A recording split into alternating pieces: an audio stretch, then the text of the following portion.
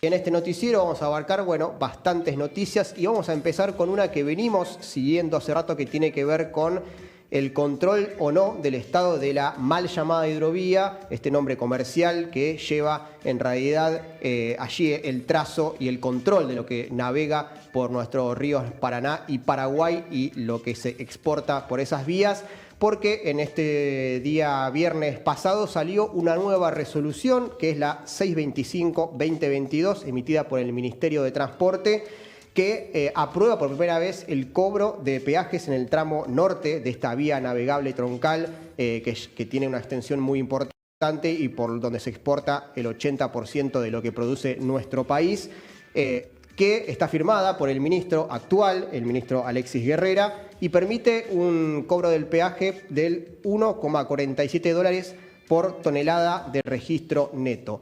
Pero más allá de que esto puede leerse como algo importante porque el Estado pasaría a cobrarlo, recordemos que el Estado en este momento está controlando de forma provisoria esta vía navegable. Hay un decreto que se emitió el día que falleció Diego Armando Maradona, que hablaba de volver a licitar el control de esta vía navegable después de una administración de muchos años de una empresa belga en convenio con una empresa argentina, EMEPA, que permitía volver a privatizar este elemento tan importante para nuestra soberanía.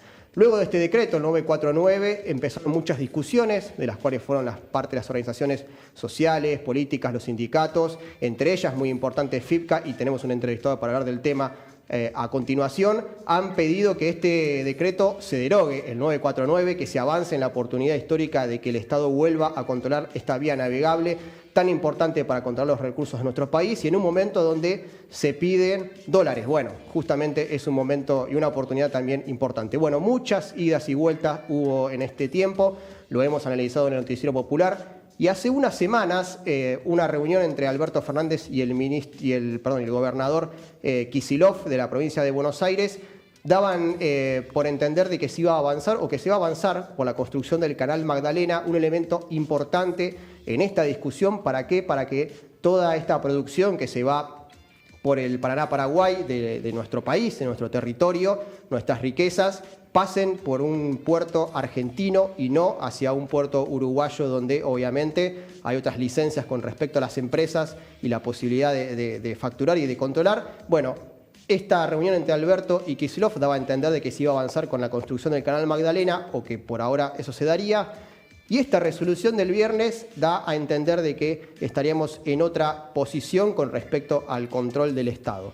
Bueno, sobre todo esto vamos a debatir en este momento con Oscar Pacios, integrante de FIPCA, una de las organizaciones que decíamos venía denunciando desde el día número 1 esta situación que está afrontando el gobierno nacional. Así que bueno, Oscar, primero en esta introducción un poco tratando de explicar un tema complejo y no tan conocido por el trabajador argentino, pero sí fundamental para la vida nuestra. Queremos preguntarte cuál es el balance que haces de esta resolución, también compleja de entender y de analizar en consonancia y en contexto con esto que mencionaba de la reunión entre Alberto y Kicillof.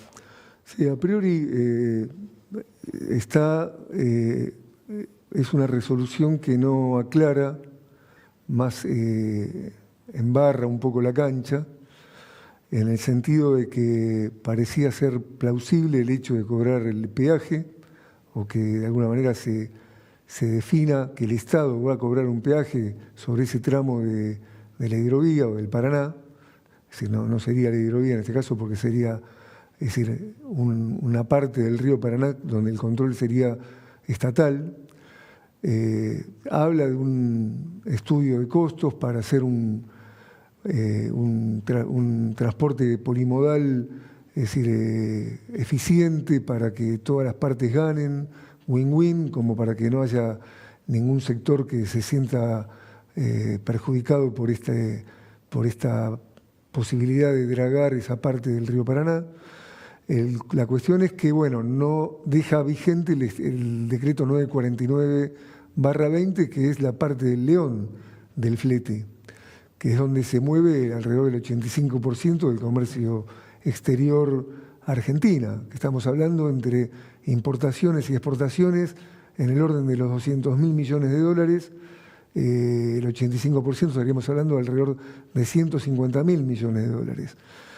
Máxime que privatizado en una empresa multinacional y con los puertos también privatizados y con un cálculo de entre evasión, elusión, contrabando, dumping y todos los artilugios que tienen las grandes empresas multinacionales para apropiarse del excedente de las riquezas naturales que tiene la Argentina. Estamos hablando de que no están ingresando al fisco alrededor de 20.000 millones de dólares anuales, que si nosotros lo multiplicamos por los 25 años que fueron de alguna manera concesionadas la hidrovía, estamos hablando de un PBI medio que no ingresó a las arcas del Estado en cuanto a divisas, y en el orden fiscal estamos hablando de un 30% de ese PBI medio.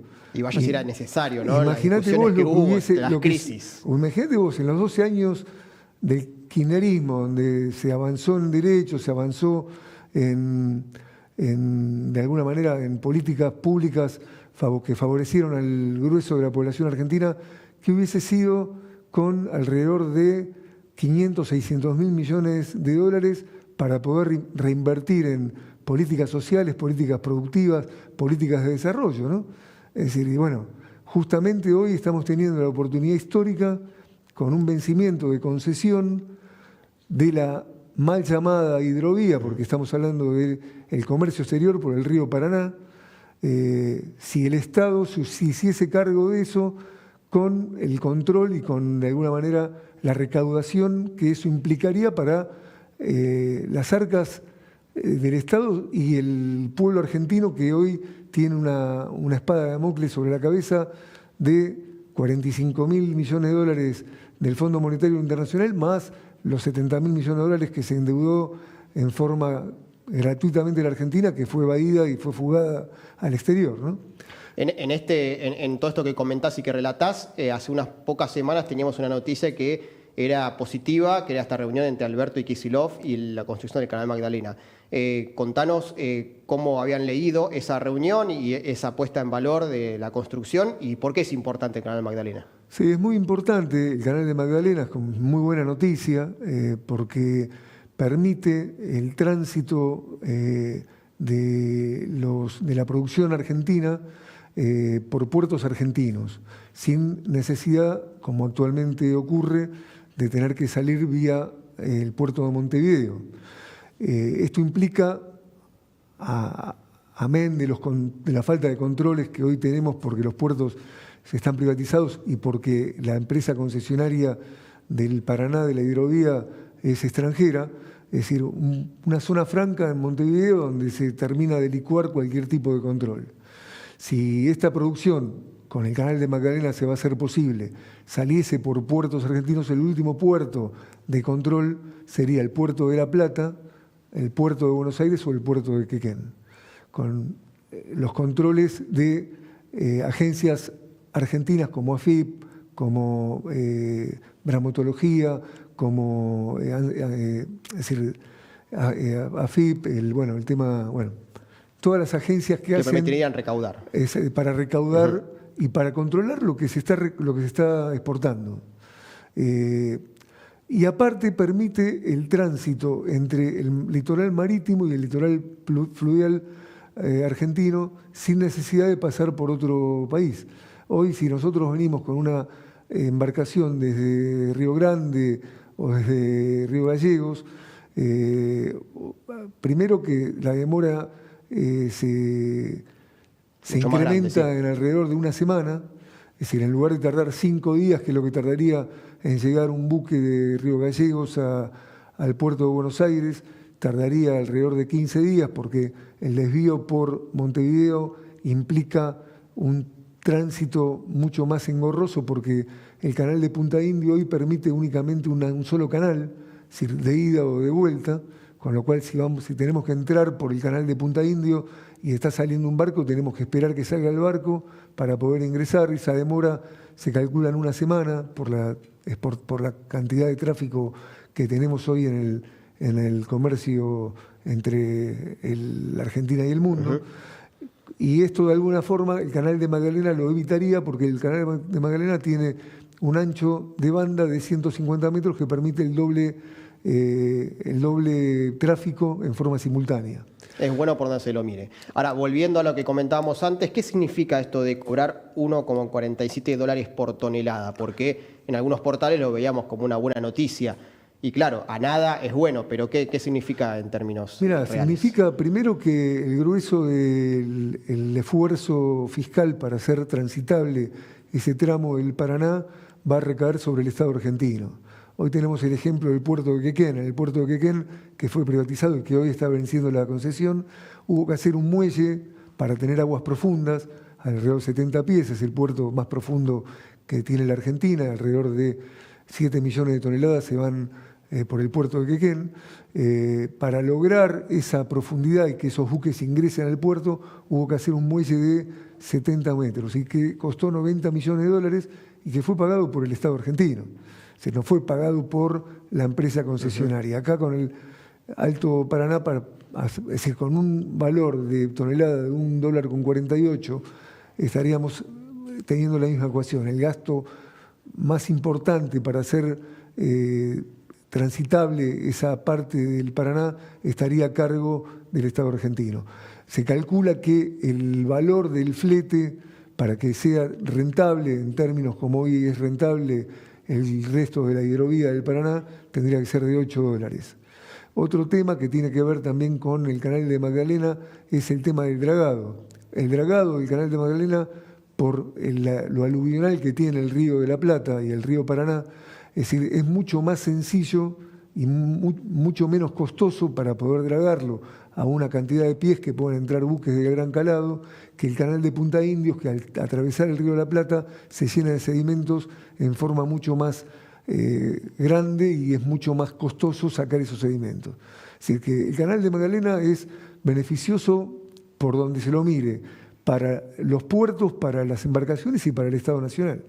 E inclusive nos permite la posibilidad de poder tener un control mucho más estricto y real de las exportaciones y poder cobrar lo que realmente corresponde para que ingrese al fisco lo que tiene que ingresar, ¿no?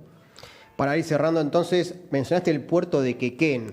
¿En qué situación se encuentra? Y bueno, ¿y esto cómo se lo puede emparentar con toda esta discusión que venimos teniendo? Bueno, el puerto de Quequén tiene un tratamiento similar al canal, a la hidrovía. Si la hidrovía tiene un vencimiento, ya tuvo, es decir, vencieron los 25 años de concesión, precisamente por eso es una oportunidad histórica para que el Estado se haga cargo del control, y el 949/20 puso a poner otra vez en tela de juicio el tema de la licitación. La lucha es para que no se haga la licitación, que eso quede en manos de una empresa estatal, y con los puertos pasa más o menos lo mismo. El puerto de Quequén es el puerto de agua profunda más importante que tiene la Argentina, vence ahora en el 2022 la concesión, no hay que poner un peso para que ese puerto vuelva a ser operativo para el Estado provincial o el Estado nacional. Lo que se está pidiendo es que no se haga la licitación, que ese puerto sea operado por el Estado provincial o por el Estado nacional y que sea un puerto testigo, como lo quiso ser Vicentín cuando se quiso estatizar y bueno, a partir de toda la presión, que son presiones que no tienen que ver solamente de los grandes consorcios cerealeros, sino de empresas multinacionales que quieren tener el control del comercio en sus manos y que no lo tenga el Estado argentino. Es una buena oportunidad que Quequén pase al Estado porque sería un caso testigo de un puerto para poder ver comparativamente que no se evada y que no se contrabandee y que no se eluda y que no se evadan impuestos que en los otros puertos que están en manos de cerealeras, que también vencen ahora las licitaciones, las concesiones. Es decir, es una oportunidad histórica porque todas las concesiones de los puertos del Paraná, del puerto de Quequén, vencen entre el 2022 y el 2023. El Estado no tiene que poner un solo peso para hacerse cargo del control.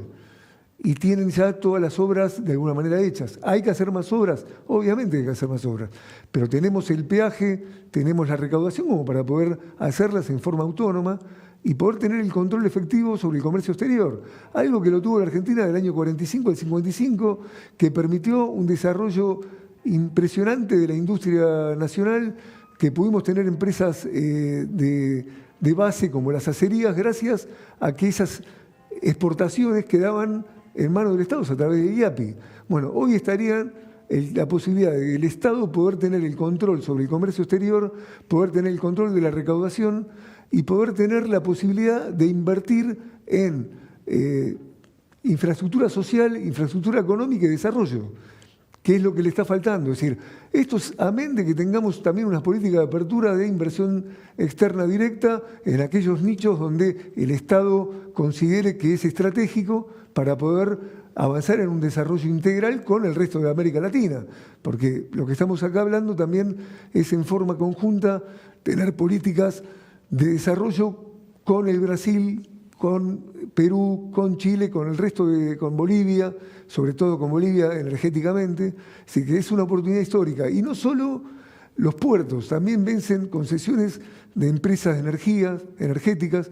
Es decir, acá tendría que haber una decisión política por parte de un gobierno que tenga una visión estratégica de desarrollo integral argentino y latinoamericano para poder hacerse esos recursos que es decir, no tendrían nada de oneroso, porque son vencimientos de concesiones que quedarían en manos de la Argentina sin que la Argentina tenga que poner un solo peso arriba de la mesa, un solo dólar arriba de la mesa. Es todo ganancia.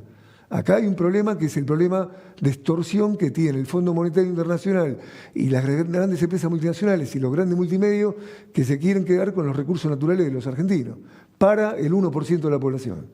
Nosotros lo que queremos es que esos recursos sean en beneficio del 99% de la relación de la población o del 100%, que el 1% tenga su cuota aparte, pero su cuota aparte, no que se quede con el 99% restante. Es un tema de sentido común desde la lógica de la distribución del ingreso.